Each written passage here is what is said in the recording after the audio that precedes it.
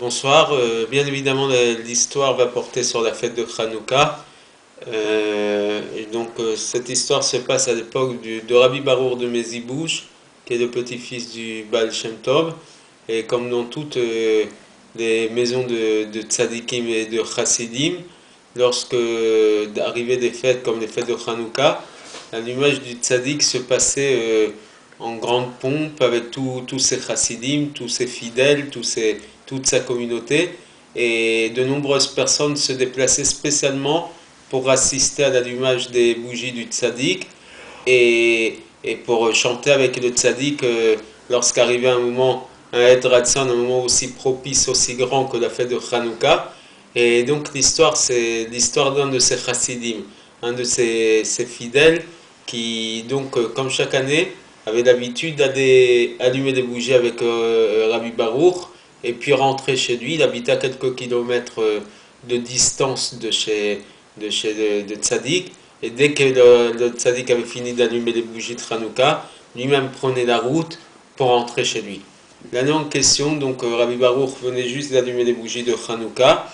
Et au moment où ce chassid est parti, quelques instants après, on s'est rendu compte de quelque chose de bizarre, puisque les bougies du tzaddik se sont éteintes, et alors que quelqu'un voulait utiliser le shamash, et donc un petit point d'alacha ou un petit point technique, le shamash c'est cette fameuse bougie supplémentaire qui ne fait pas partie du compte des bougies de l'allumage de Hanoukia.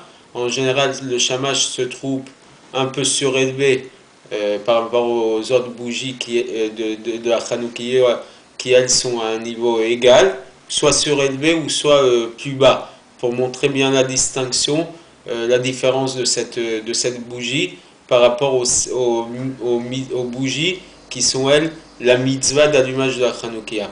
Et donc au moment où quelqu'un voulait se présenter pour allumer avec le shamash, puisque si les bougies s'éteignent pendant la demi-heure après l'allumage, qui est le temps de la mitzvah, il faut utiliser le shamash pour allumer la bougie en question. Et je fais encore une petite précision pour vous dire que vendredi veille de Shabbat, il faut allumer d'abord les bougies de Hanouka avant les bougies de Shabbat. Maintenant, s'il arrive que pendant le temps après avoir allumé les bougies de Hanouka, qu'il y ait une des bougies qui s'éteigne, comme c'est vendredi et que Shabbat rentre, nous n'avons aucune possibilité de rallumer avec le shamash la bougie de Hanouka. Toujours est-il que donc dans cette histoire, dans l'histoire de Rabbi Baruch, il y a quelqu'un qui a voulu rallumer les bougies puisqu'il a vu qu'elles s'étaient éteintes. Et là, le tzaddik lui a fait signe de ne rien faire.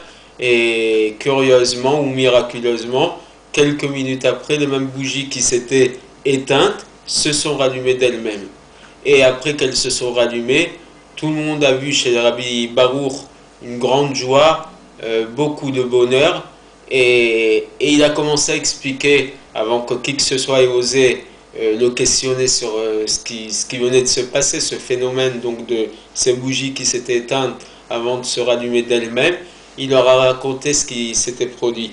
Il a raconté que donc ce chassid, au moment où il avait quitté, pour rentrer chez lui, devait passer par une forêt très dense, très boisée, et l'obscurité aidant, ce chassid avait eu une peur panique, parce que tout d'un coup il s'est retrouvé dans le noir, sans aucune lumière, et il a commencé à avoir peur des bêtes sauvages qui pouvaient se trouver dans cette forêt, éventuellement de brigands qui pouvaient attaquer des gens sur son chemin, et donc il a eu une peur au point d'avoir peur pour sa propre vie, de ne plus voir sa famille, de ne plus voir ses enfants.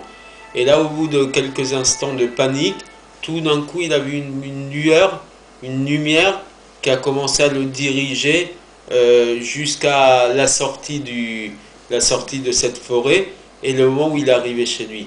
Et finalement, Rabbi Baruch a expliqué que c'est lui, par cette filote, par ses prières, qui avait demandé que les bougies de Hanouka servent de guide et de lumière à ce chassid qui s'apprêtait donc à rentrer chez lui.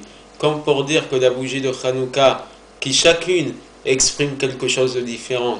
Je me rappelle que quand j'étais jeune, on nous disait que chaque bougie, chaque soir, chaque bougie de Hanouka raconte une histoire différente. Et on peut se rendre compte que chaque lumière a une forme différente.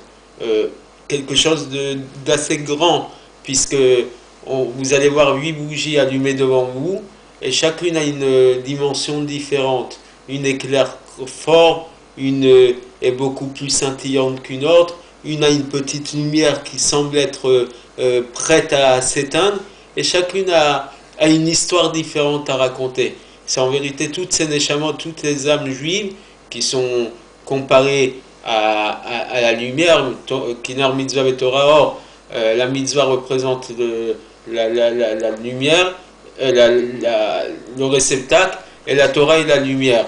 Comme pour dire que chaque neshama a sa propre histoire à raconter, chaque âme a son propre parcours, son propre récit à raconter. Et finalement, l'idée de Hanouka, ce qui crée la grande joie et le grand bonheur, c'est que justement toutes les neshamot, toutes les âmes sont réunies ensemble pour montrer que malgré l'assimilation, comme on a dit, que les Grecs ont essayé d'imposer, personne n'a réussi, et que finalement c'est la lumière de la Torah qui en est ressortie grandie, la lumière du judaïsme.